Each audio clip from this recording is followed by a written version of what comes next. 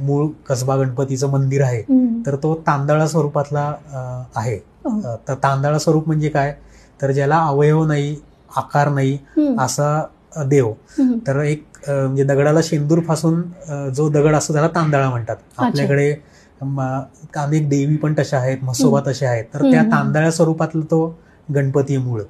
तर तसा मंडळाचा गणपती नाहीये, ती व्यवस्थित मूर्ती आहे. हात पाय सोंड असलेला जसं गणपती आपण पाहतो तसा तो गणपती आहे. दुसरा गणपती आहे तांबडी जोगेश्वरी. तर त्याचं वैशिष्ट्य असं आहे की प्राचीन पत्त्यांचा खेळ होता गंजिफा नावाचा. तर त्याच्यामध्ये हत्तीचा जो पत्ता असायचा, तर हत्तीचा फोटो जसा त्याच्यात होता त्या प्रकारचा चेहरा या गणपतीला दिलेला आहे. तिसरा गणपती तालमीतला आहे, म्हणजे गुरुजी तालीम. तर पुण्याची एक खासियत आहे की इथं खूप तालमी होत्या.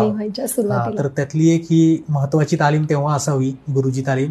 आणि हा गणपती उंदरावर बसलेला आहे. तर खूप कमी दुर्मिळ आहेत असे पुण्यामध्ये गणपती की जे उंदरावर बसलेले आहेत. आणि ही खूप सुंदर मूर्ती आहे. चौथा गणपती सुद्धा विशेष आहे कारण तो खूप भव्य आहे. आपल्या इथं पुण्यामध्ये तशी मोठ्या मूर्तींची परंपरा नाहीये तशी, पण त्याला अपवाद आपल्याला हा गणपती म्हणता येईल, तुळशीबागेचा गणपती.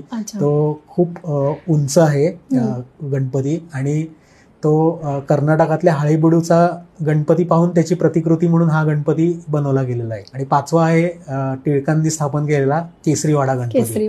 तर तोही अगदी साधेपणाने उत्सव साजरा केला जातो. शेवटच्या दिवशी पालखीतनं मिरवणूक निघते. इथे अजूनही सांस्कृतिक कार्यक्रमांची परंपरा चालू आहे.